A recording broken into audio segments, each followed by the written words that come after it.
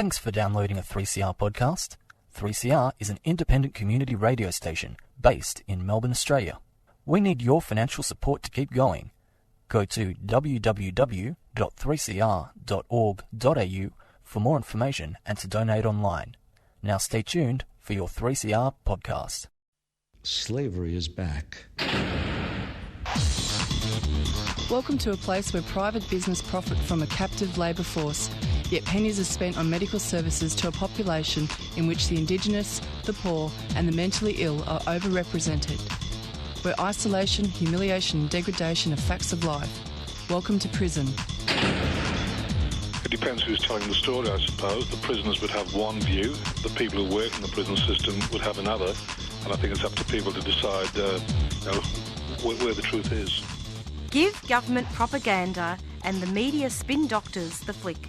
And check out Doin' Time for news, views and tunes on prison issues from Guantanamo Bay to Christmas Island to prisons and detention centres everywhere. Every Monday at 4 p.m. on your community radio 3CR. We are still fired up and we're still talking about revolution. Hello and welcome to the Doin' Time show. This is 3CR Community Radio 855 AM on the dial, streaming live on www.3cr.org.au. This is Marissa and I'll be taking you through until 5 o'clock this evening. And it's approximately 4:01. And first up on the show, we're going to be speaking with Nicole Watson, who is the daughter of Uncle Sam Watson, who died on the 27th of November 2019. And he was very much loved. He was also a prominent activist and community leader. And we're going to be speaking with Nicole today about a mural that's been, a portrait actually, that's been put up about Sam, and we'll talk to her about that. So we're going to be honouring the late Wangari Buddha and Biddy Gubberman, who really did a lot for the community and for Indigenous rights. Mr. Watson was dedicated in his advocacy for the implementation of the findings of the Royal Commission into Aboriginal deaths in custody in the 1990s, and also establishing a lot of voices in regards to the Invasion Day rallies. So we'll be talking about this beautiful mural that's been created. It's really it was done by a prominent artist, and Sam was very much loved on the Doin' Time show, and we did a lot of interviews with him over the years, and in fact, in 2019, just after he passed away, we did a cross-section of some wonderful interviews that he did. He just loved being near the microphone, and Nicole will speak more about that. And then, after that, we will be speaking with Tabitha Lean, who will speak about her lived experience of prison. Tabitha is a First Nations woman an activist who has also been a regular contributor to this show. And then after that, we will speak to Tiffany Overall from Youth Law, and we'll be speaking with her about the push to raise Australia's minimum age of criminal responsibility for youth and how youth are being criminalised in custody. And we will also talk to her about the pandemic and the effect that this is having on young people. And in fact, just a reminder to listeners, I'm sure you don't need to be reminded, that we are now in stage 4 of the coronavirus restrictions. So now we'll go into an announcement and we will speak shortly with Nicole. 3CR are selling keffiyeh Palestinian scarves in support of the last factory that produces them in Hebron, Palestine. All profits will be donated to the reconstruction efforts in Gaza and support Palestinian industry. These are traditional scarves available in red and black, or you can choose from a modern design.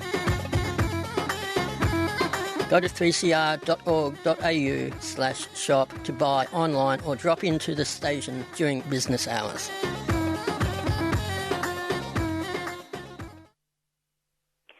And you're back with the Doing Time show. And we are now wanting to welcome Nicole. How are you, Nicole? Good, thank you. How are you?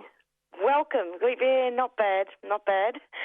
Nicole, I wanted to actually talk to you about Sam and about your dad's, I suppose, the portrait that they put up about your dad. Could you talk about that? Sure. So, a wonderful artist called Warrabar Weatherall, a Murray man from Queensland, recently completed a mural that's dedicated to Dad in West End.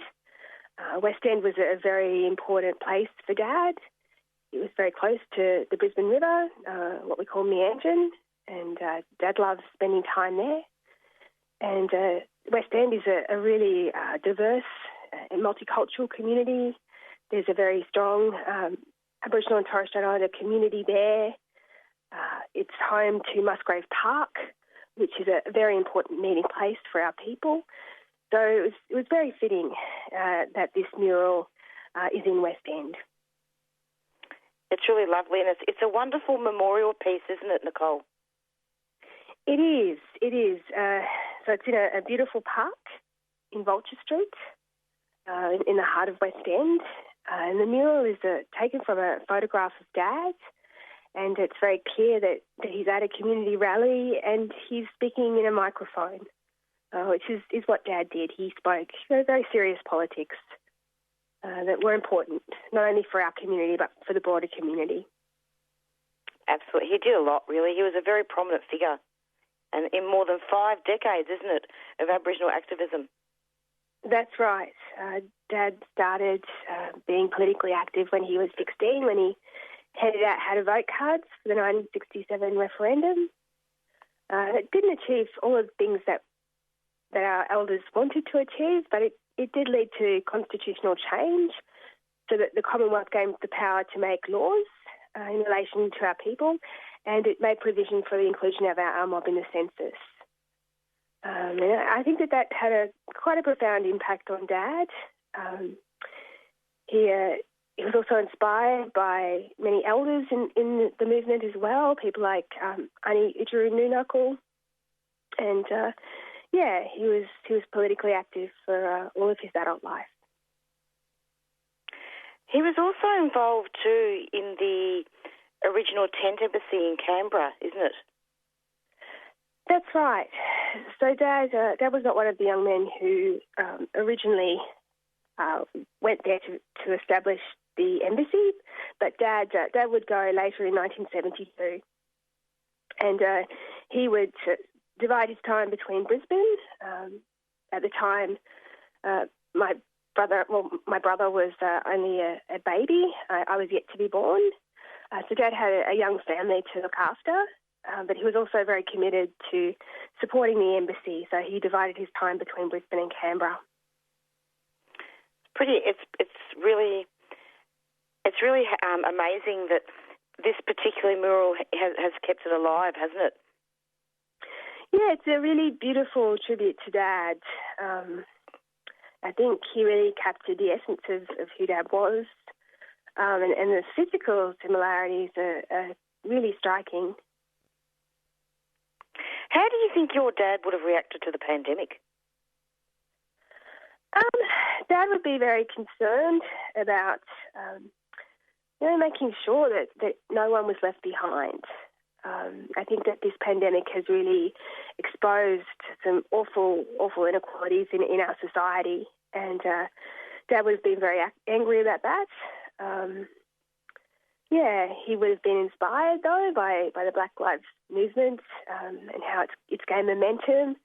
And he would have been very proud of the young Aboriginal and Torres Strait Islander people, who have taken up the fight. He would have been very moved by their passion, and very proud. I'm finding it a little bit difficult to talk about him, to be honest. So imagine what it would be like with you as his daughter. So I really am honoured that you've come back onto the show, Nicole. Thank you so much. Oh, thank you. Dad often talked about your show. He was very committed and he really enjoyed spending time on your show. Yeah, he was sometimes on there at least once a week, once every 2 weeks. Yeah. And I'd call him up, and I'm sure he did a lot of other media as well. I don't think we were the only show, but I used to call him up and I'd say, "Hey, Sam, wow, something really atrocious has happened. Can you talk about it?" And he'd say, "No problem. What time?" Yeah, that was Dad. And he would be so... What I liked about your dad is that he spoke a lot about history, and he talked a lot about topics that are severely neglected in the mainstream media. For example, he talked so much about the massacres, for example. You know, and things that were confronting to the government. He would talk about that. And one of his favourite things that he would say, "Well, it's got to be talked about." Yeah, absolutely. Absolutely. Dad was always quite fearless. Very much so. What land are you from, Nicole? So our family are Mananjali. So Mananjali is by desert in Queensland. It's really beautiful mountainous country. And we're also Birri from central Queensland. But we spent a great deal of our lives in just being a part of the Indigenous community of southeast Queensland. We're very fortunate to have lots of aunties and uncles around us from that community. So where is the actual Mural based? So it's in a park in West End, in a park. It's actually on a wall of the park. Unfortunately, I haven't actually been up there myself. I live in Sydney, so because of the lockdown, I haven't been able to see it. But once the lockdown comes to an end, I certainly will go up. Yeah, it's really... I think it's really fantastic that he's been honoured in this way by the artist. Yeah, I think the artist, Warraba Weatherall, did a great job. That's fantastic. Do you have anything else you want to add before we go, Nicole? No, just thank you for inviting me on the show to talk about Dad, and just sending my love out to the people of Victoria. Who are going through such a tough time at the moment. You're in our hearts, and together, all of us will get through this. Absolutely. And I hope we can all get through it. Although I worry about people in prison and people that are homeless. Yeah, absolutely.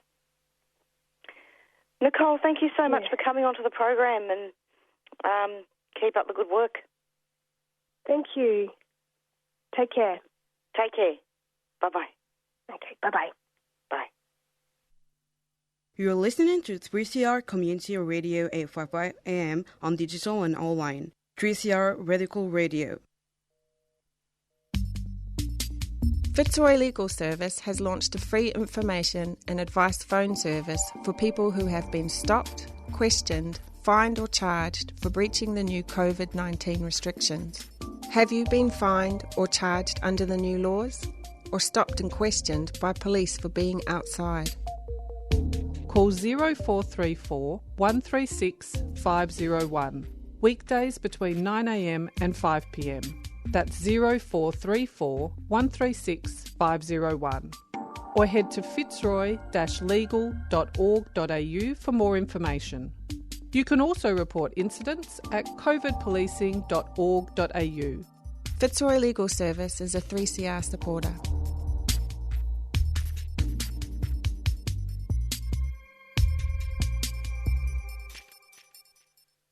And this is 3CR Community Radio Doing Time Show.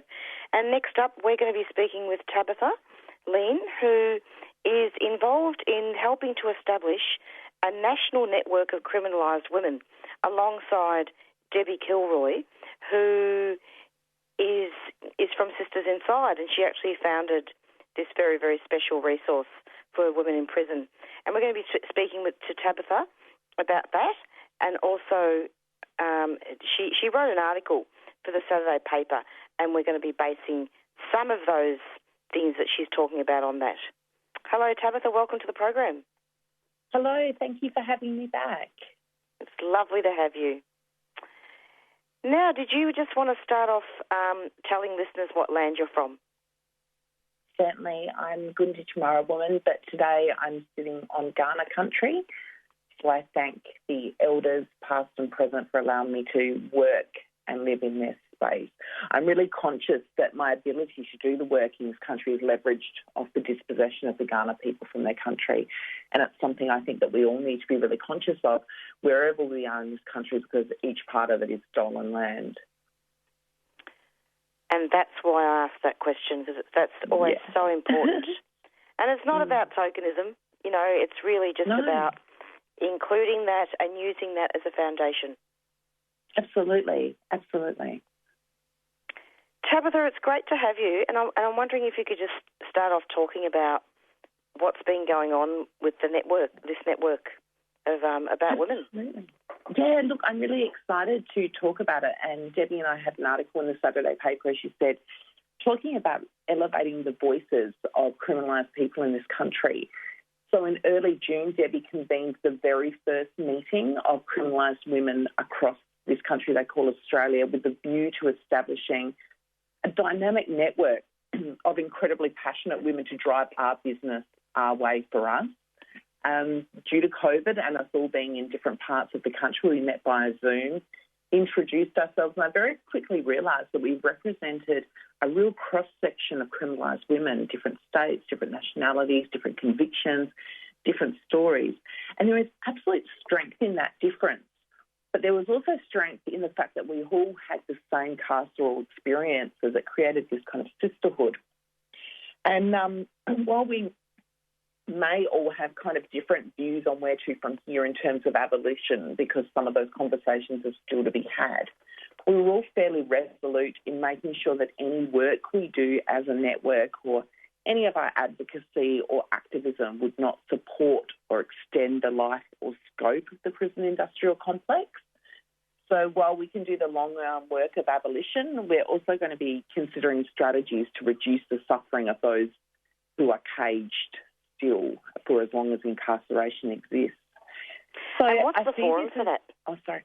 Well, sorry. That's it. I mean, that's the stuff that we're going to be working out, because this is about us having a voice. This is not about us having a chair at someone else's table, but our own table.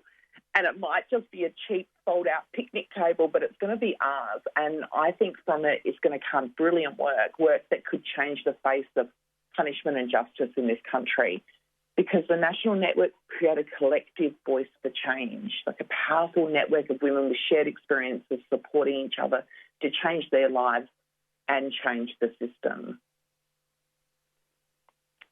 Absolutely, and it's very important. And in fact, I'm just having a look at the article that you sent me, and I'm very interested in how you speak about the critical analysis of the structural and violent oppression of prisons. Yeah, look, the day I left prison was the day I decided I would spend the rest of my life tearing down the very system that had caged me. Right now, in this country, there are men and women and children locked in cages during a pandemic, and we've not seen one compassionate release of anyone in prison for the safety of themselves or the public. And I think if that's not an example of how this country relegates certain humans to being disposable, I don't know what is. But I think my focus for the rest of my work will be on advocating for every single body that's criminalised in this country, because I kind of think we're at this crucible moment in the country's history. We're seeing this kind of powerful and sustained condemnation of racism and carceral violence, and I think that's an uprising. And I think the call has never been louder to build a world in which the prison industrial complex is obsolete. So I think I want to spend my time working to make abolition of prisons a common sense goal. You know, I kind of want it to be an irresistible thing. So I just keep raising my voice, and I'm really appreciative of these kind of platforms to make imagining a world without prisons something that people can see as a reality, because in my mind, and the reality for my community, is that the key to health, safety, stability and liberation has never and will never be found in punishment and imprisonment. How would you see a world to look without prison?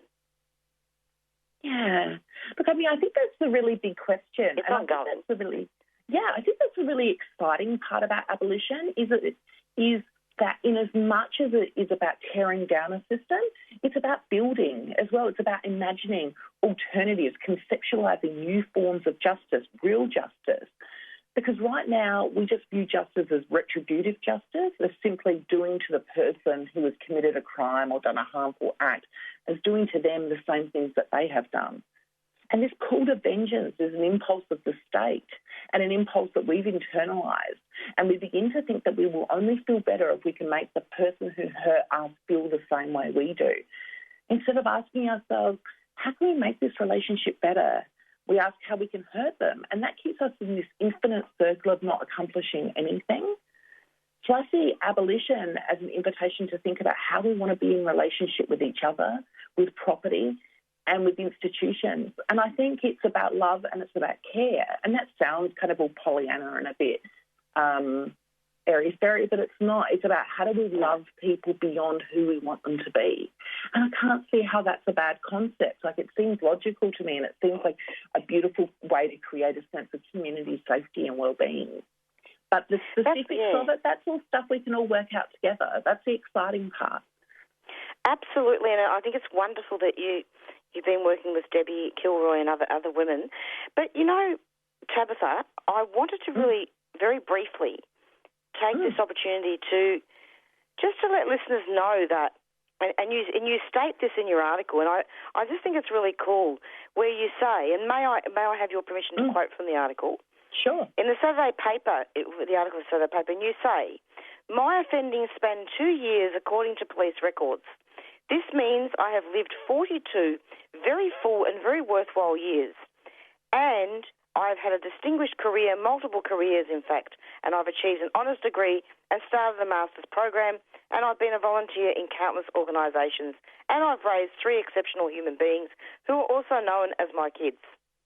I'm a daughter, an auntie, a niece, a mother, a granddaughter. You know, and these things are not often said about people in prison. Yeah.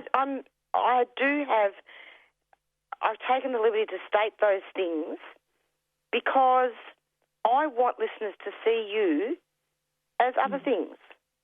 It's not just about the prison. Absolutely.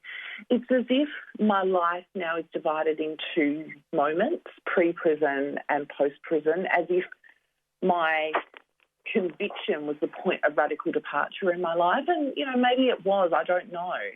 But the reality is I am so much more than the deviant that the colony constructs of me.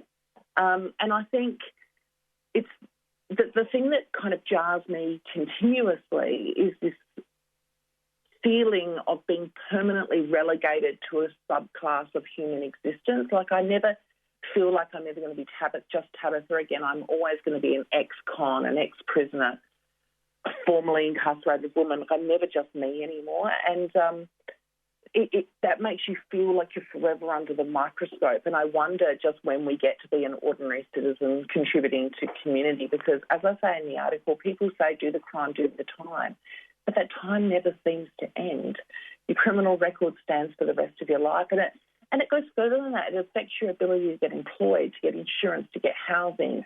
With the criminal record, you can't even sit on your kids' school committees. We are locked out of so many areas because of one worse thing that we have done in our lives. And I think that's extraordinary. And I don't think the rest of the community understand how extensive those collateral consequences of one conviction is. And I think that people forget that we are all those things that you read out. I am a mother, I'm a daughter, I'm a proud community member. I'm a range of things. And even though I will dedicate my life to this work because it's so important to me, I am so much more than that. I'm also a writer. Like, I like poetry and I paint and I do lots of different things. But, yeah, the system reminds you every single day that you are this one thing. You are one thing. And in early June, Debbie Kilroy of Sisters Inside, she convened this first meeting of criminalised women. Yes. How did that feel to be part of that meeting? It was really empowering. I think it's really important for us to be in spaces where we are the majority as well. As a criminalised person, you feel like you stand out. In that meeting, I was just one of a group of people, and hearing other women's stories and having your own stories sort of mirrored back at you, there was some sense of comfort in that, but there was also, it fueled rage in me. It was like, gosh, this is happening to so many women. It's happening to not only my Aboriginal brothers and sisters inside, but other women across the communities, and we're all having the same sorts of experiences. And I also realised just really how important it was for our voices to be heard, because people, even if they're kind of in progressive politics, they really do not know what goes on behind those bars. And what we're seeing across the world in the abolition movement, and specifically in this country, we're seeing a kind of erasure of lived experience voices. So as abolition is gaining momentum and it's becoming the preeminent demand of the movement, what we're seeing is other people speaking for us. And the whole idea of this national network was to say, actually, nothing about us without us. We will have a voice about these matters because we are experts in our own oppression. And we are the people who should be driving the change. And we welcome everyone to come along with us, but we need to be driving this. Absolutely. And how can other women who do have a lived experience of prison find out about this meeting? Or is this just something that's early for now? Look, it is very early in its formation, but I would encourage anyone else who has lived incarceration experience to perhaps make contact with Sisters Inside and be put on the list for the next meeting. And at the moment, we're working out the kind of values of the group. So we're really consistent in what we're saying and going forward. And Debbie's been really organised in pulling this together in a way that sets us up for the long term. So it's not just a kind of flash-in-the-pan group, but it's actually going to be an organised coalition of women to raise their voice across the system. So absolutely, we would love people to get involved. And people who are not criminalised, I think this is also a really exciting moment for you all too, because you get to have front row seats to an uprising of women who are going to drastically change the face of justice in this country and contribute to the international abolition movement as well. So I think there's a role for everyone to play. I keep talking about the idea of abolition. You've got to constantly make room in this movement for people to join at the point that they're ready to, because for some people, the whole idea of abolishing the police or abolishing prisons is really quite a confronting thing for them. And I think we have to make space for them to come to that awareness that this is achievable. This is something that we can do, but we need this kind of continued and sustained action, not just when it becomes a hashtag or a social media thing. You know, Black Lives Matter always, as an example, not just for a moment. And it's the same thing in the abolition movement. Like, you can't be standing with us and saying abolish prisons one day and then the next day advocating for people who jump the borders during a pandemic to be imprisoned. It doesn't work like that. You need to be consistent. That's the only way that this movement is going to gain any traction and see any sort of reality in this country. Absolutely. And I would like listeners to get access to this article. How can they do that? Certainly, you can go to the Saturday paper. If you just sort of Google the Saturday paper, Tabitha Lane, it will bring up the article. You can access it for free. You just have to input your email to unlock the rest of the article. Or I'm happy for people to contact me. I'm on Twitter and Instagram, and I'm happy to send through the article to them. My Twitter handle is it's a really informative article, and it largely discusses. I mean, there's a lot that's been discussed, but it largely discusses how people like you have to be so nice all the time that academics will only allow you to have a voice if it suits them or if it suits that category. And Debbie Kilroy also made a comment about required to be nice. She's required to have built up a store of niceness to be allowed to occasionally express her legitimate anger. Yes. And yourself too. Women in prison are often deprived of a voice. And if you're Aboriginal, forget it. Exactly. Yeah, look, and in the article I talk about this idea of the perfect offender. And I talk about that in the context of the conditions that seem to be arbitrarily set for us to determine the validity of a lived experience voice. So I see that the elevation of my voice in some forms depends on certain things. So it depends on your type of offending. It's absolutely conditional on your desistance. And they've constructed this idea of a perfect offender, and I talk about it in detail in the article, but essentially they like people who are quiet persons, perhaps who stumbled aimlessly or mischievously into crime, and it always has to be a petty crime and definitely always a non-violent offence. They like a hard luck story. They want a really hard childhood, maybe an addiction thrown in. They want women to have been a victim at some point, particularly if we're black. They want us to have an overcoming the odds epic tale. They like a corrected, reformed, contrite, apologetic. And as you say, they want us softly spoken and articulate. And we cannot be angry, especially if we're a black woman. We cannot be angry. We can't swear and we can't curse. They just want this perfect, polite and unthreatening picture of criminality and, I guess, more so rehabilitation. And I think what I find most tough is when this kind of support is coming from people, organisations and media that say they support criminalised mobs, but only if we meet the terms and conditions they attach to us. And I say that's not that going to happen anymore. No, that's right, because when they cherry-pick their perfect offender, they're supporting and upholding the same dehumanising elements that are so entrenched in this punishment system. They're taking a political position that inherently supports the injustice of the colony. And that's what this national coalition is about, saying we are not products or services or hashtags or the latest trend. We're human beings trying to make good in the world. So we need people to hear us and see us beyond expecting us to constantly educate them from a place of pain or trauma. So I'm hoping that this coalition gives us that strength to kind of raise our voice and also allows us to share that kind of burden and sorrow and exhaustion across all our tired and battle-weary shoulders. It's very true, and it's all about transformative justice in Australia. Unfortunately, Tabitha, we're going to have to leave it there because we've got Tiffany Overall coming up soon from Youth Law, and she's going to be talking about that youth and pushing up the criminal responsibility. Fantastic. Look, thank you for having me on. Always good to speak to you, Martha. It's great to have you, Tabitha, and I'm hoping we can have you back very soon. Brilliant. Thank you. Take care. Take care. Don't be nice. Never. Bye-bye. Bye. Bye. 3CR. Hey, all you mob, it's Dr. Mark Winnetong here. Coronavirus has certainly changed the way we live, work and connect. These changes can be hard for some of us and can make us feel no good in our head or spirit, like sad or worried all the time. Some of us might already be dealing with other things like sickness, trauma, and this can make it really hard for us to feel good about anything at the moment. If you're feeling like this, remember, it's okay to ask for help. Have a yarn to someone you trust, like your family or an Aboriginal and Torres Strait Islander health worker. You can also call Beyond Blue, Lifeline, or the Kids Helpline to talk to someone, or look at some helpful information at headtohealth.gov.au on the internet.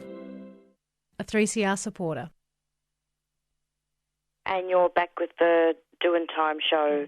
And coming up, we have Tiffany Overall from Youth Law. And as I said in my introduction at the beginning of this show, we'll be speaking with her about criminalised youth in custody, but also about the push to raise the criminal age for young people. Hello, Tiffany. Welcome to the program. Yeah, hi, Marissa. Thanks very much for the invite. And very, very different circumstances. We're in the middle of a pandemic on stage 4 restrictions. You actually did many interviews with us some years ago now, and what a change, isn't it? It's incredible. I mean, it feels like enormous changes just within the last week, let alone within a number of years. It's just, hard to wrap our heads around, but here we are. Absolutely. So I can imagine, I can't imagine what this would be like for our youth in this country, and in particular Aboriginal youth, well, all youth really. Can you talk about some of the issues that are facing youth in the pandemic?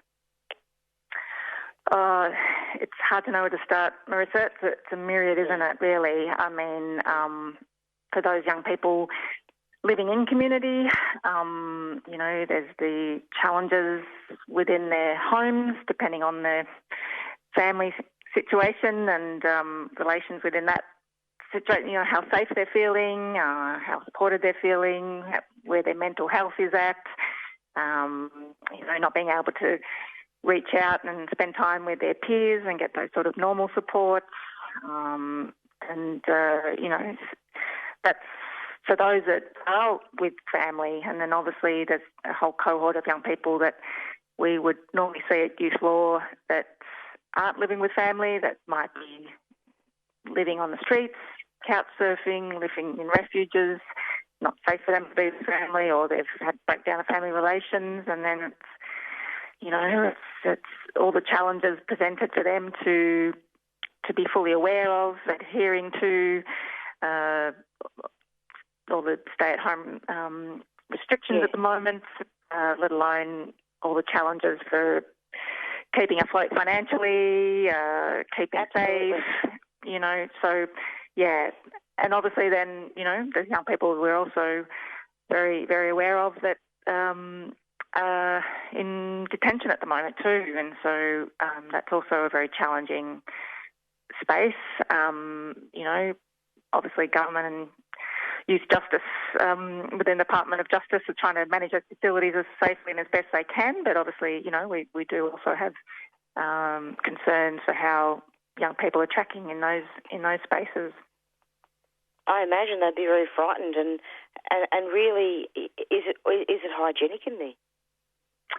Look, I think from what I understand, and I haven't visited the facilities myself in this time, but we do hear we do get fairly regular updates from both Youth Justice and we do hear from players like Liana Buchanan, the Children's Commissioner, and the suggestion is that they have taken enormous steps to keep the facilities incredibly hygienic and clean, so they've ramped that up enormously. They do have a very strict sort of management plan in place.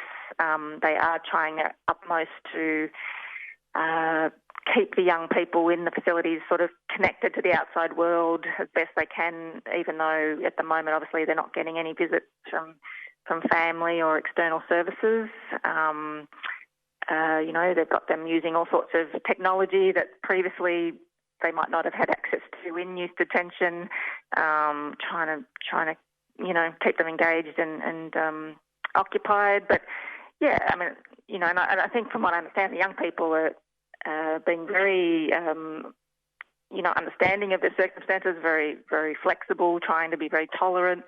But I think, you would have to appreciate we've all, got our limits, and they've only allowed very limited time to exercise or get fresh air in some contexts. And yeah, it's incredibly difficult. I can't quite imagine, but I think everyone's trying to do their best to support them. We're hoping so, and hopefully there won't be any cases in there. But which leads me to my next point. So youth advocates have been lobbying the Australian governments to raise the minimum age of criminal responsibility for young people. Can you comment on that? Yes, I can. So I think it still shocks some people. And many of our listeners may already know, but that at the moment in Australia, a child as young as 10 can be charged criminally and processed criminally, and that age is in our mind far too low for a whole range of reasons that I'm happy to talk about. But it doesn't adhere to basically best practice internationally. Most other jurisdictions across the world, that age is higher. In some jurisdictions it's 12, in some jurisdictions it's 14, and some it's 16. It's and we've had the United Nations comment on this a number of times, but most recently the Committee on the Rights of the Child has said it should be the age of criminal responsibility should be at least 14. That's in their recommendation, and that children under 16 should not be held in detention. And so Australia's just not in any way complying with those sorts of international human rights standards.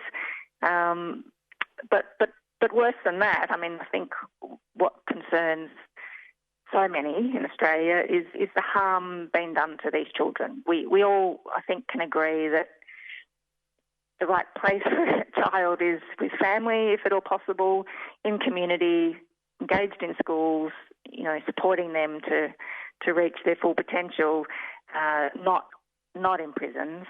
And there's all sorts of medical science that also come in behind this call to raise the age. I mean, we hear time and time again from medical researchers that children 13 years and under are not at the cognitive level of development where they may be able to fully appreciate, the criminal nature of their actions.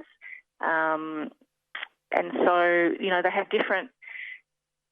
they're different in terms of adults, in terms of their emotional and mental capacity. And for that reason, they need to be and should be required to be treated very differently. So hopefully many listeners have heard recently that this campaign's gone national.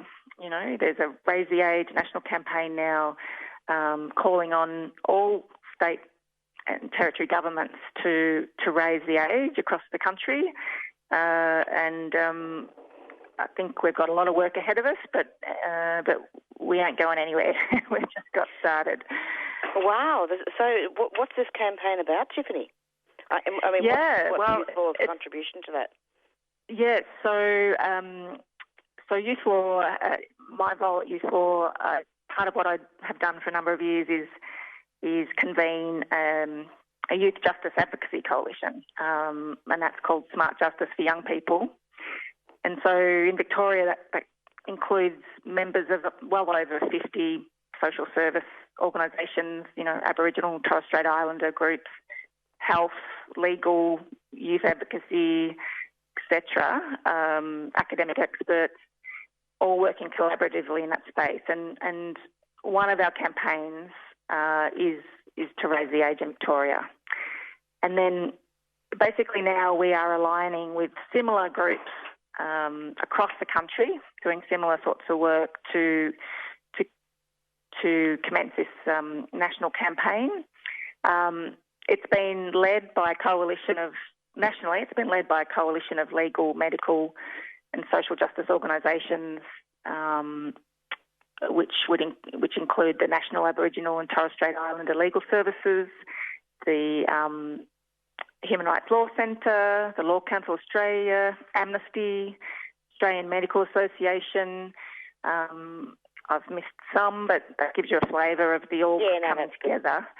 So we're playing our role here in Victoria to support that campaign because obviously, a national campaign is wonderful. It gives us a lot of leadership and key messaging that we can all use and is having the conversation with federal government, but we need to maintain the pressure and build on the groundswell of support here in Victoria. We need to go and have the conversations with our ministers, members of parliament here in Victoria to convince them why, they need to change the laws and raise the age from 10 to 14 or at minimum of 14. So we want to support and we will continue to support that national campaign here in Victoria. I mean, the minimum age of criminal responsibility in Australia is 10, isn't it? Yes, and that's the correct. United Nations Committee that you're talking about on the rights of the child actually recommended 14 years as the minimum age of criminal responsibility just last year, isn't it? That's correct. That is correct. Yes. And so that just gave us more fuel. Previously they'd said 12 and last year, you're right, they said 14. And so, we just think it's time. It's time for the Australian governments to acknowledge that. It's time for them to act on it. We're talking about up to about 1,600, children under 14 a year being held at various times in youth detention. And that is creating a very poor trajectory for those young people on the whole. Because we know, again, from experience and from research, that the younger a young person hits the criminal justice system, the more likely they are to reoffend as an older young person and to be entrenched in the system as an adult. We know that. So doesn't it make a lot of sense on so many levels to invest and support young people displaying,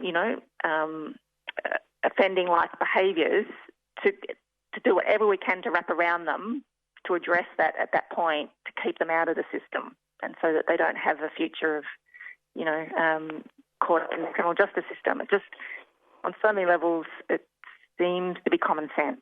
And yet we're not quite there.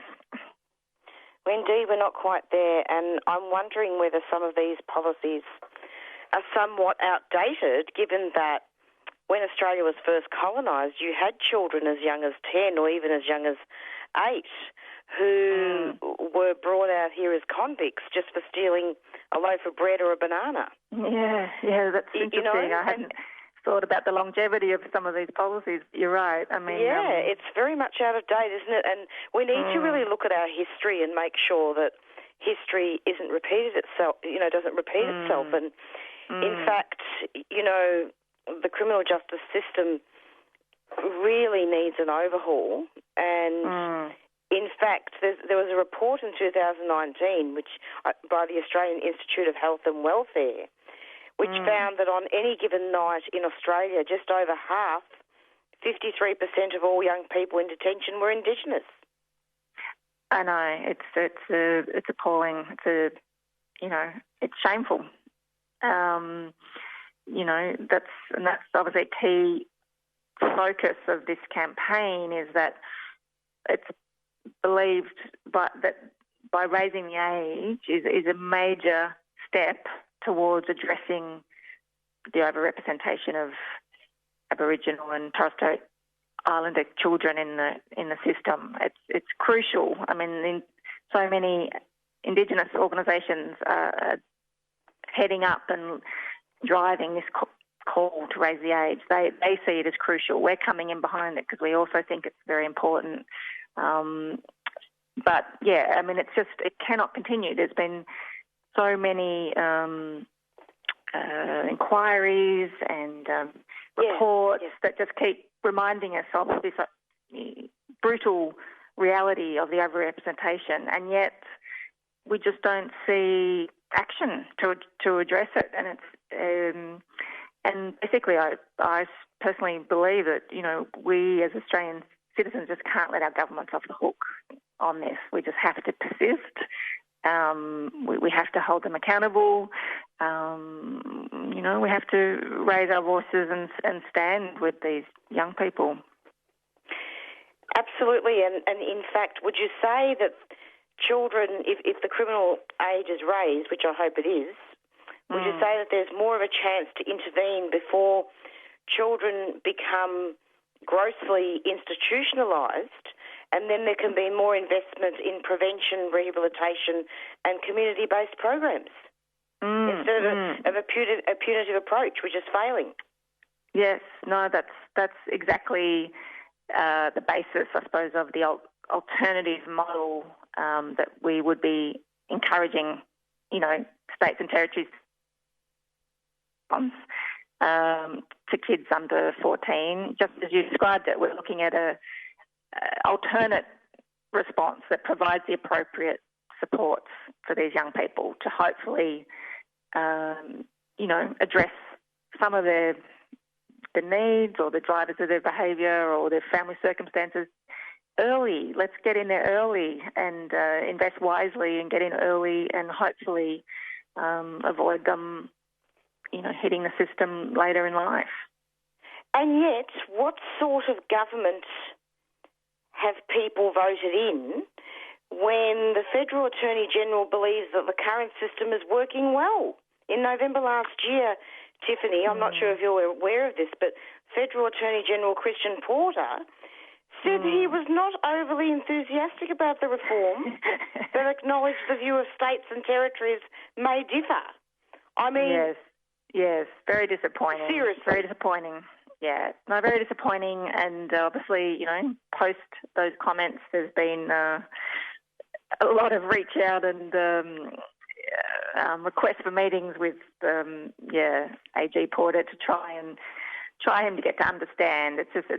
For me, it just showed a complete lack of understanding of what we were calling for and the potential benefits of it. But, he's not alone. There is some other,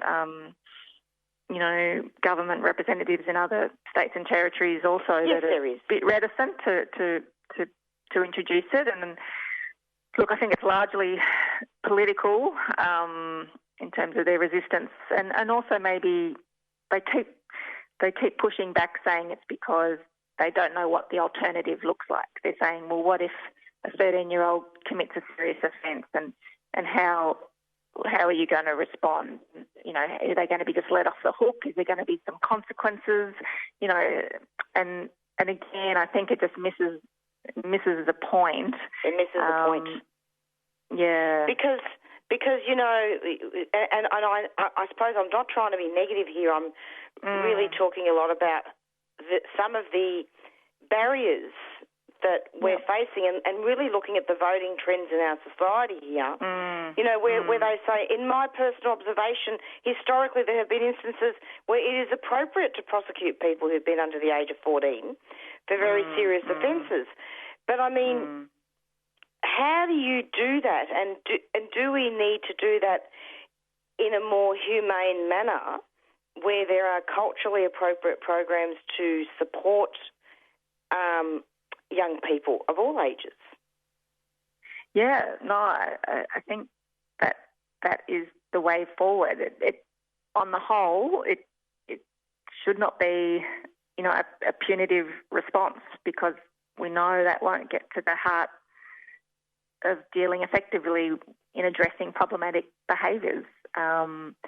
We know that therapeutic, developmentally, culturally appropriate responses are much more effective than punitive responses. And we do have some great examples across Australia of programs that benefit kids in those spaces. So we're not saying to government, get rid of the criminal justice system and you won't. No. And there's a hole that we don't know how to respond. We actually do know as a society how to respond to these children. We do know how to wrap around and provide extensive, intensive therapeutic support to these children. We're already doing it. We're just not doing it in a collaborative, integrated whole of government response. So we just need some leadership on this. We just need, whether it's just even just initially one state or territory, just to say, put up their hand and say, yes, we agree in principle, this is exactly what we have to do. Yes, we have to work out the detail of how we're going to make it happen, but let's just commit to it, strive for it, work with the sector, work with police, work with government to make it happen. It's not beyond us. It's really doable. And it is just frustrating that at this point we've still got some work to do.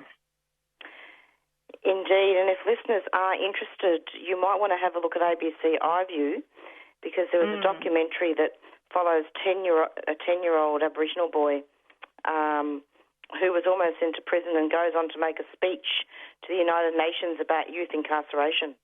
Yeah. Joanne, brilliant. It's what's it called? In My Blood? Is that what it's called? Yeah, In My Blood It Runs. I recommend it highly to listeners if they haven't already caught it. You'll fall in love with him. And then the fact that he goes on and does such brilliant advocacy on behalf of his community is just awe-inspiring. So yeah, definitely please watch that. And I'd also make another call out, if I could, if you are interested, is that the National Raise the Age campaign I've been talking about, they've got a pretty nifty website put together, and they've got a petition they're asking people to sign, and so just a bit of a call to arms if you're interested, if you haven't already, to sign the petition. And you just go to, it's just www.raisetheage.org.au, and you'll see it pretty clearly there. And it's a great website generally if you just want to read up on the issues and why we're making this call, but also great to do something really, constructive and proactive and sign a petition as well. Tiffany, thank you so much for coming onto the program. It was a bit intense, but it did have to be talked about. Thanks so much, Marissa, for the opportunity. It's much appreciated. Yes, indeed, and I think we've been very successful in providing a voice for our most vulnerable. Yes, and power to you for doing that. Keep up the amazing work. Thank you so much. Take care. Thank you. Cheers. Bye. Bye-bye. Isolated? Quarantined? Need some essentials but can't leave the house? Or just having a hard time dealing with everything at the moment? Queer Aid NARM is a new mutual aid group of organised volunteers. We're here, we're queer, and we've got your back. Whether or not that's how you identify, nobody should be suffering because capitalism or the state didn't provide what they needed. That's why we're working to strengthen our communities through solidarity. Put in a request for help and we'll match you with a volunteer in your area who can either pick up groceries or other essentials for you, help you run errands, cook meals for you, or check in with how you're going. If you or someone you know is having a hard time, or if you want to join the volunteer list, find us on queeraidmelbourne.org or search for us via Facebook, COVID-19 Queer Aid NARM Melbourne. So tell your family and your friends, and don't forget your neighbours. That's queeraidmelbourne.org, a 3CR supporter.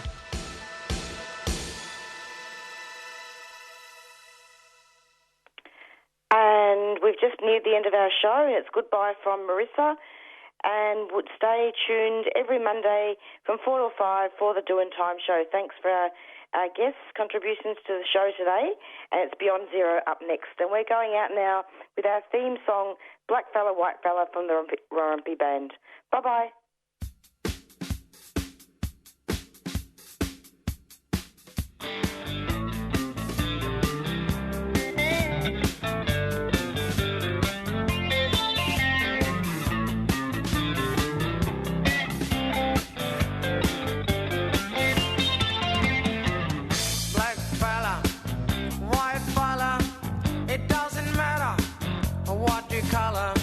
As long as you a true fella, as long